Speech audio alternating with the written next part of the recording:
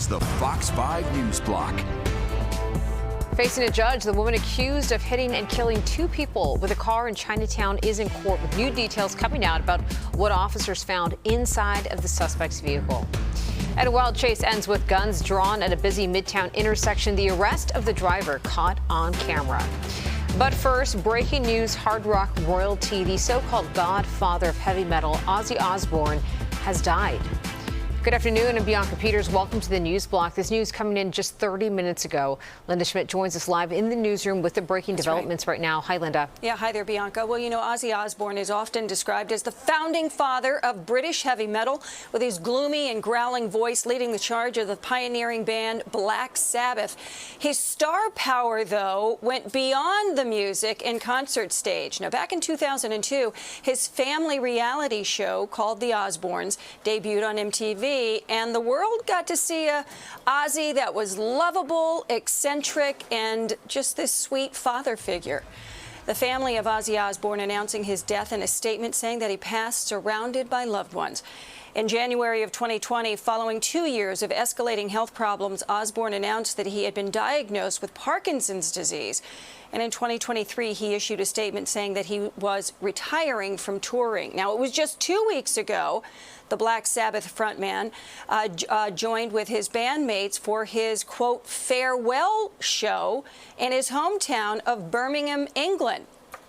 Now, Osbourne, if you know anything about him at all, he embodied the meaning of metal. His outlandish stage antics often landing him in the headlines for things like snorting a line of ants off a sidewalk, and most memorably, biting the head off a live bat that a fan had thrown on stage during a 1981 concert.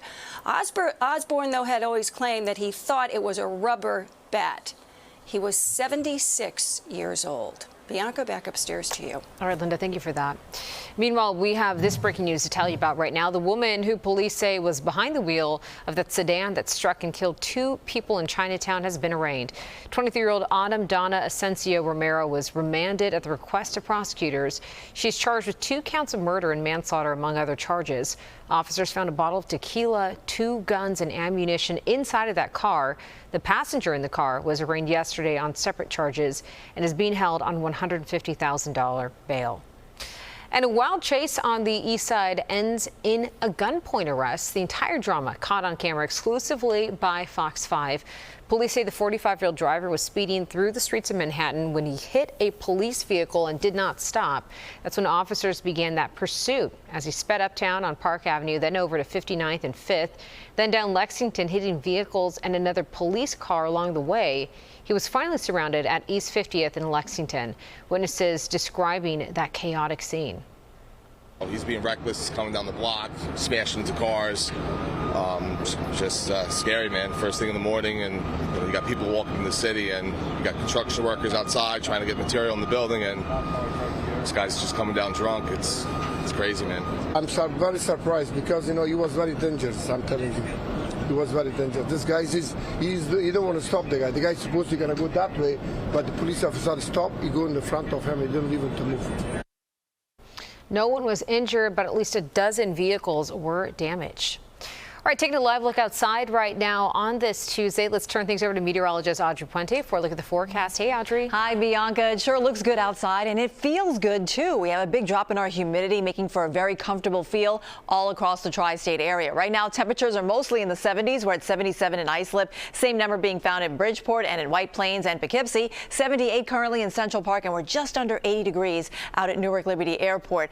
These temperatures are a little bit cooler than they were at this time yesterday, but I don't think anyone's complaining because it is pretty comfortable out there, and that's because of the dew points. We were soaring through the 60s and 70s over the weekend, but now we're seeing dew points that are much more refreshing. They're in the 40s and 50s, and that's a very comfortable air mass that's settled here in the tri-state area. So looking at the radar, we haven't had much in the way of rainfall. The exception, though, is down towards the Jersey Shore. Since early this morning, we've had a trough sitting just south of Long Island that's helping to ignite a couple of these showers we're finding around places like Long Beach Island, heading inland Island, further closer to places like Atlantic City and further south. But everyone else is nice and dry and will stay that way for the rest of the afternoon. You can see here on the wider scope that it's really just the southern portions of the Jersey Shore that are being plagued with a couple of showers. Everyone else across the Northeast is under the influence of high pressure, and that's setting us up for this beautiful stretch of weather all across the region from not only New England and the tri-state, but also into the Midwest and the Great Lakes. It's a big dome of heat that's sitting over towards the midsection of the nation, though, and that's all headed in our direction. So we're expecting our temperatures to rise into the 90s by the end of the week. Not today, though. We're going for highs mostly in the low 80s across the region. Beautiful sunny skies with a couple of clouds filtering in. Tonight will be mostly clear and temperatures will be pretty comfortable. We'll have some 60s in the suburbs, but we do have a significant warm up by the end of the week. I'll have the details coming up. Bianca? Sounds good, Audrey. Thanks so much. Meanwhile, the mayor and the NYPD reacting after federal officials slammed the city over its immigration enforcement following the shooting of an off-duty Customs and Border Protection officer. That off-duty officer was allegedly shot by an undocumented migrant in an attempted robbery Saturday night. Noam and Homan criticized the city council for blocking an executive order that would allow ICE back on Rikers. They also blasted Adams for failing to do more when it comes to immigration policies. Adams says he will carry out the law, but did not comment on how the city will respond if there is an uptick in ICE agents. The off-duty Customs and Border Protection officer remains in the hospital. Meanwhile, more breaking news, this time out of Long Island. That's where Nassau County officials are warning residents rabies has become a serious health concern in the area. In a statement Monday, the city's health department declared a, quote, imminent public threat due to a rise in rabies cases among wild and feral animals. This declaration allows the department to secure more resources in order to control that spread. But today, the Nassau County Health Commissioner warned there's no cause for alarm as officials have not yet received any reports of human transmission. This declaration follows the confirmation of 25 lab-confirmed cases of rabid animals, including 3 feral cats, 22 raccoons, across multiple Nassau County neighborhoods since July of last year. Currently, we're awaiting test results for 4 more specimens that were submitted for rabies testing to Wadsworth Laboratory. Evidently, the confirmed and pending laboratory findings are cases that have been reported to us and that are currently known. Nassau County residents are advised to avoid stray cats and dogs and keep their pets up to date on their vaccinations and indoors at night. And starting today, path riders on the Hoboken terminal will be offered free or discounted rides on NJ Transit and NY Waterway ferries. This is due to repairs on the Hoboken switch blamed on a July 12th derailment. NJ Transit Rail will cross honor path customers at Hoboken, Secaucus, and New York Penn Station. NJ Transit Hudson Bergen Light Rail will cross honor path customers at Exchange Place, Newport, and Hoboken stations. And NY Waterway will offer $3 discounted ferry tickets for path customers on select routes and at specific times. That altered service runs until 11:59 p.m. on Friday, July 25th. Meanwhile, for the first time ever, animal care centers of New York City suspending intake because of critical overcrowding. They have about 1,058 animals in their care and about 200 more with some of their foster network. Fox 5's Haley Fixler breaks down the crisis and how you can help. There are rows and rows of kennels at the Manhattan ACC. Inside, there's an animal wearing a similar dejected-looking expression. More than 1,000 animals are now at the ACC, a first in their 30-year history. It's too many, and we've run out of room. ACC leaders put out this crisis alert, letting people know they are completely out of space. Staff is now suspending animal drop-offs, except in emergency circumstances or if they're taken in by government agencies. About 1/3 of owner surrenders are because of housing insecurity.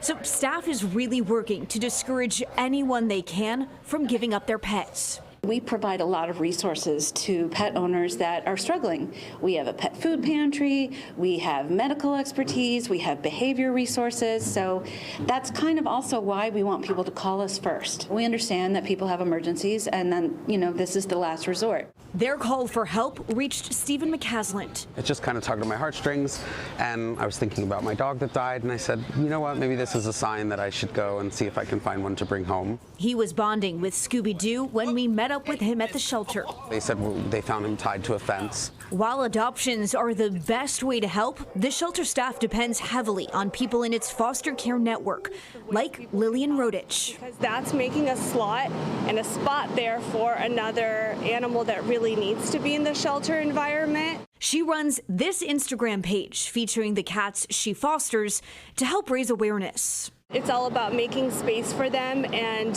any little space is still better than the streets or a small kennel.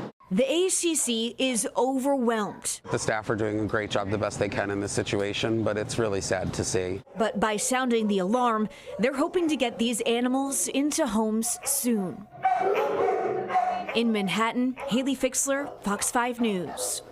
Meanwhile, there are virtual orientations available to become a foster with the ACC. There are also adoption events every weekend where you can find your furry new friend. We're going to have information on that on our website.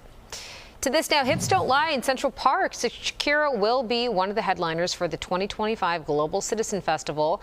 The nonprofit announcing their lineup today. Other performers include The Weeknd, Tyla, Hugh Jackman. That show aims to raise money to protect the Amazon rainforest. Tickets are on sale starting at $79 for general admission. The concert is September 27th. All right, one last live look outside before we go. Let's bring meteorologist Audrey Puente for a look at the forecast. Hey, Audrey. Hi, Bianca. High pressure is keeping things nice for us for the rest of the afternoon across the tri-state area and the Northeast. Even the Great Lakes mid-Atlantic is also experiencing this really nice and tranquil weather pattern. We have a lot of hot weather in the midsection of the nation. That's heading in our direction, and we're also watching for this front that will reach us by the end of the week, helping to ignite some showers and storms across our region. But not today. We're expecting high pressure to keep things dry for most of us. The exception is the Jersey Shore, as I mentioned earlier. We'll have a couple of clouds filtering our sky as we go into tonight, and tomorrow it'll be a mix of sun and clouds once again. We could squeeze out an isolated sprinkle across New Jersey again, but I don't think we'll see any major rains until the end of the week. So as we go through the next few days, get out and enjoy it because it's going to be rather pleasant. Also, with our low humidity, it's making for a very comfortable feel. That will change as we go into Thursday. We're going to build up the heat and humidity across the tri-state area ahead of that front that will help ignite showers and storms by the end of the week. In the meantime, beautiful night for baseball once again out at Citi Field as they take on the Angels. Temperatures will be in the 70s. It will feel very comfortable with partly cloudy skies. Tomorrow we're going for a high of 88 degrees. We're going to beef up the heat and humidity starting on Thursday. That'll take us right into the weekend where we'll be quite uncomfortable. We're looking at heat index values in the upper 90s to about 100 degrees as we go into Friday. Saturday and Sunday there will be storm chances too in the afternoon as we have that hot and humid weather pattern in play. Bianca, over to you. All right, Audrey, thanks so much. Well, that is your news block for now. Bianca Peters, thanks for joining us.